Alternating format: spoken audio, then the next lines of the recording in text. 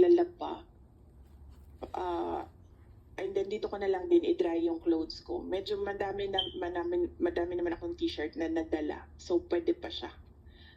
Paulit-ulit lang. Kasi uniform naman yung dinala ko eh. So, hindi siya halata na paulit-ulit. Ma'am, may we at least know kung anong issue po yung kinakasangkutan nila allegedly? Is it a corruption issue? Is it just a matter of politicking? It's about envelopes na sinasabi. Sorry, ma'am, envelopes? Envelopes.